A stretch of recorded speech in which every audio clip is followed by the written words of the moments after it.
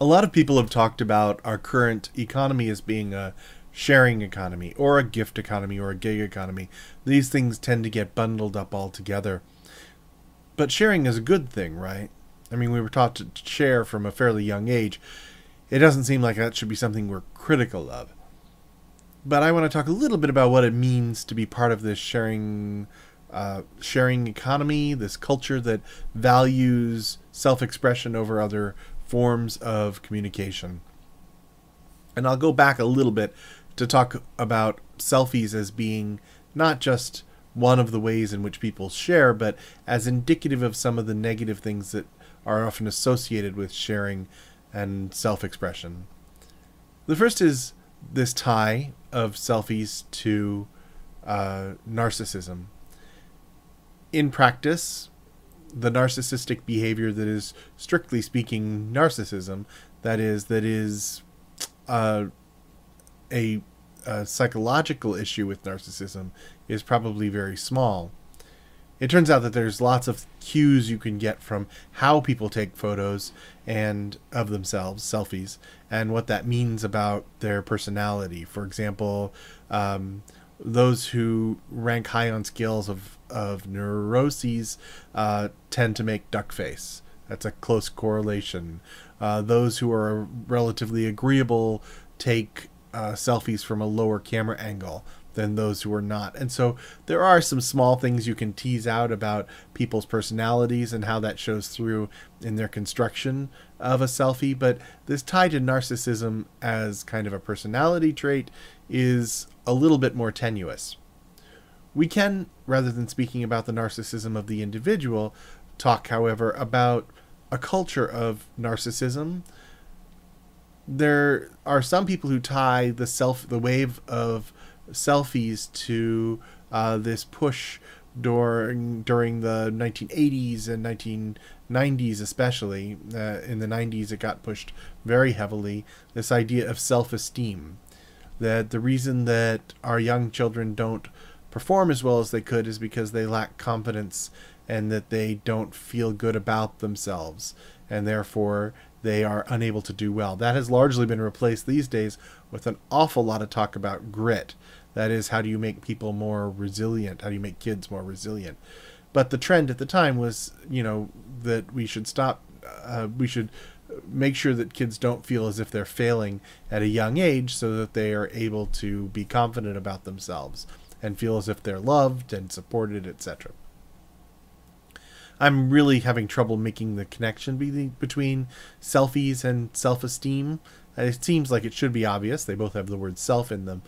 Not sure I quite buy that, but there does seem to be something about this willingness to push people to express their own ideas and their own opinions rather than thinking about stuff and coming to agreement and working collaboratively and that sort of thing. In other words, looking out for themselves first. And that may be tied to this kind of self-expression. Some of this is something I've encountered a lot, which is, well, that's my own opinion. You have yours. And so we have a difference of opinion. That absolutely is a reasonable outcome. But it isn't a reasonable outcome when you're talking about things like whether the earth is round. No. Your opinion does not matter if you think that the earth is flat, because you're wrong. Or if you think that vaccines lead to autism or lead to whatever else. Or if we can go through a whole range of these, right, that are just simply wrong. And it's not just the science stuff that people get wrong. It's the social stuff. There are kind of historical and social structures that are existent. And if you say that they aren't, that can't just be your opinion. It can be your opinion that not everybody should have the same chances in life. That's a fine opinion. Or that your parents should determine what your opportunities are. That's a fine opinion to have, and I don't agree with it personally, right? But that's something you can have an opinion on. There is a difference between things that are sort of factual, not just facts, but factually based, kind of what you do in social science as well as in hard science, and in the kind of questions that are more morally based. What do you think is right? What do you think the ultimate good is? Those are questions that are open to discussion and analysis, but also opinion. All of this to say that I've seen a shift in the time that I've been an instructor, and as well as when I was a student, but of people being more willing to say, well, this is what I think, or this is what I believe, and not necessarily this is what I've learned, or this is what I can defend as a position. So some of that kind of is part of that sharing. Part of the sharing is attention matters more than good attention, if that makes sense. In other words, you know, I don't care what they're saying about me as long as they spell my name right. That controversy and it makes some sense that attention in this economy can be monetized, right? That we'll talk about this in other places, but that if I can get people looking at me for any reason, I can turn that into money.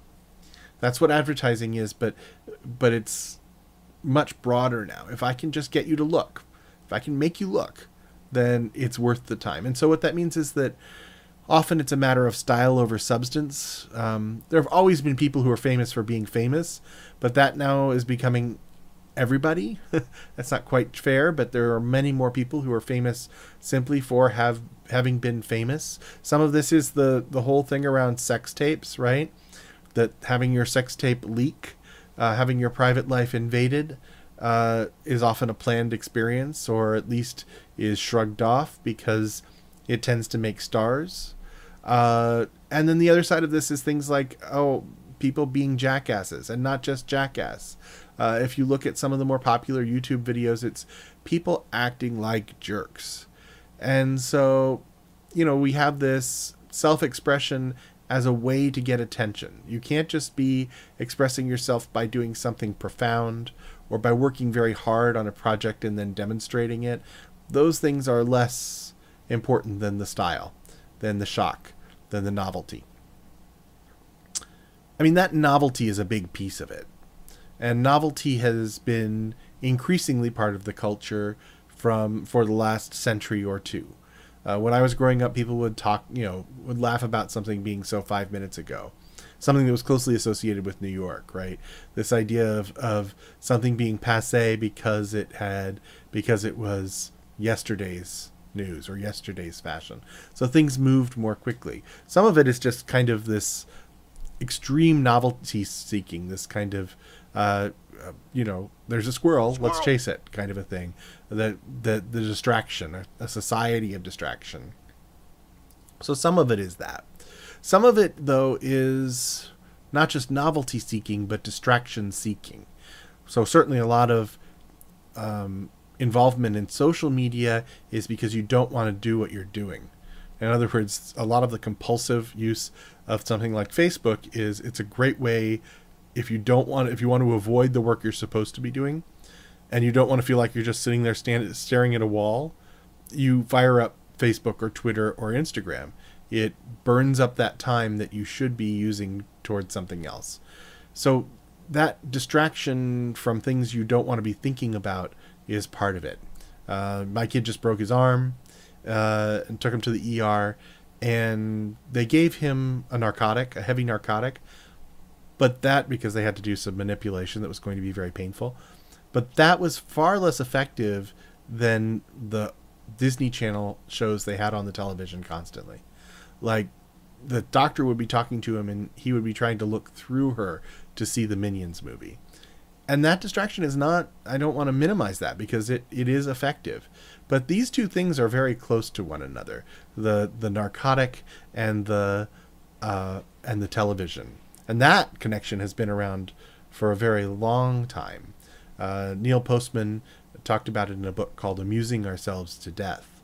And even before him, two of the core researchers in media, Lazarsfeld and Merton, going back into the 1950s, we were talking about the functions of media, things like informing us and helping us kind of connect culture over time, but then talked about the narcotizing dysfunction of media, this taking us away from what's important.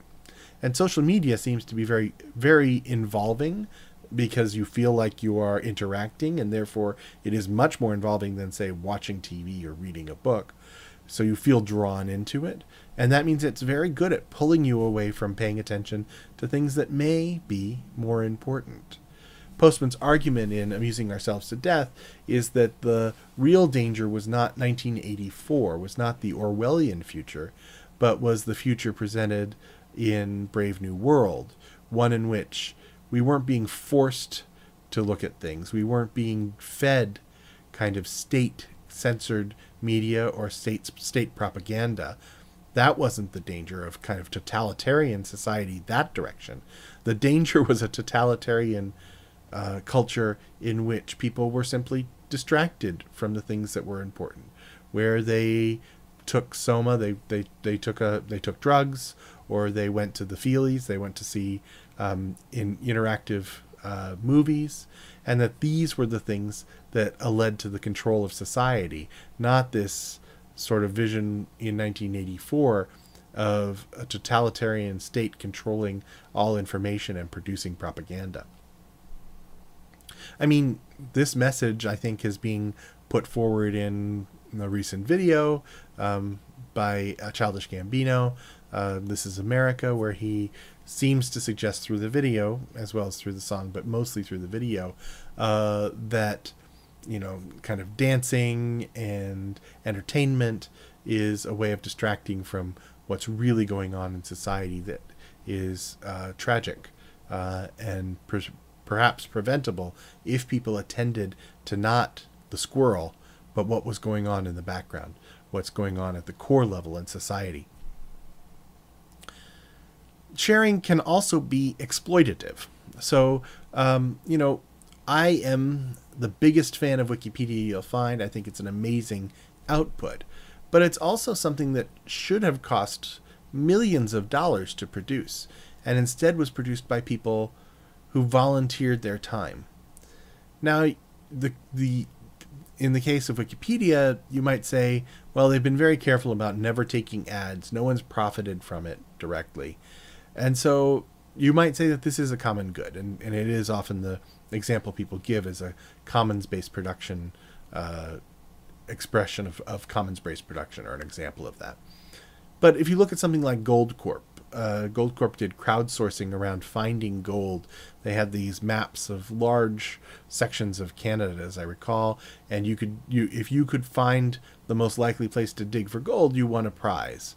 And they couldn't analyze all this data, but by putting it out to large numbers of people, they were able to kind of get at this, and they paid a fraction of what they would have paid otherwise.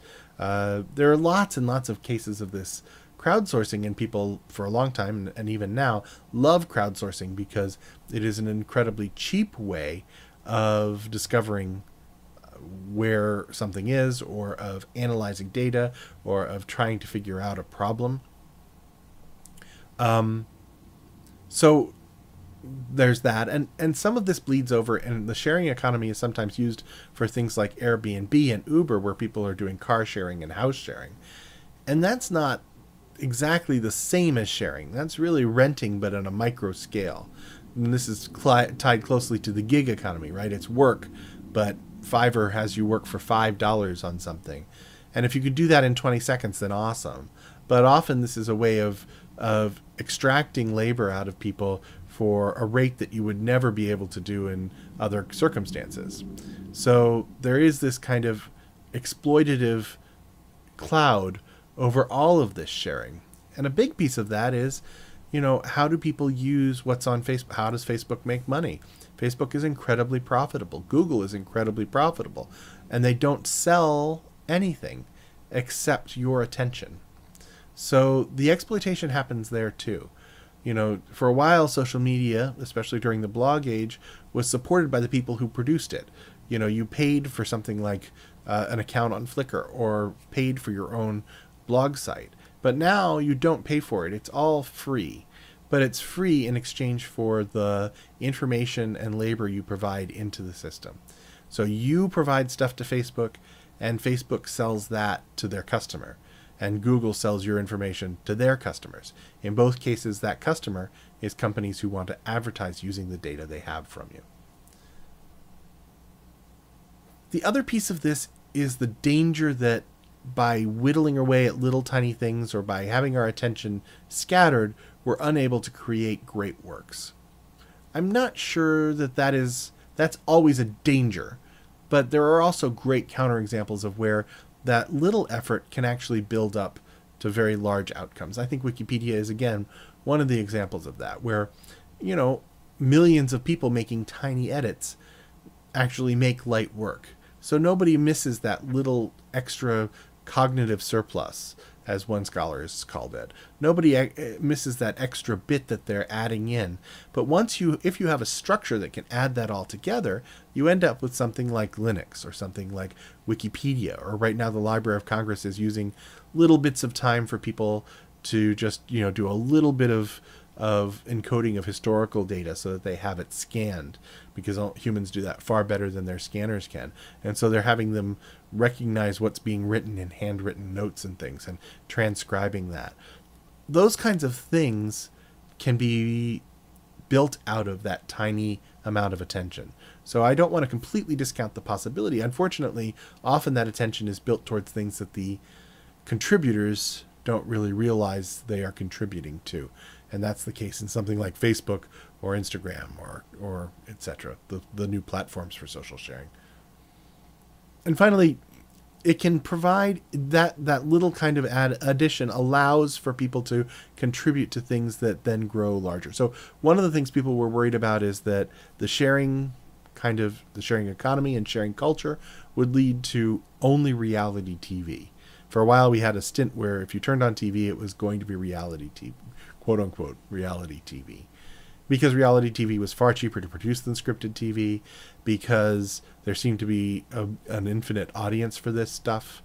It drew people's attention. But I think we've already seen that I think we're in a golden age for television production right now. I mean, there's no trouble finding really solid scripted television right now. And films are doing fine as well. So, I mean, these high culture, I don't know that film or television is high culture, but these kind of cultural artifacts are still being produced. And I would argue that the ability to kind of get inertia behind an independent project is part of the reason they're this good.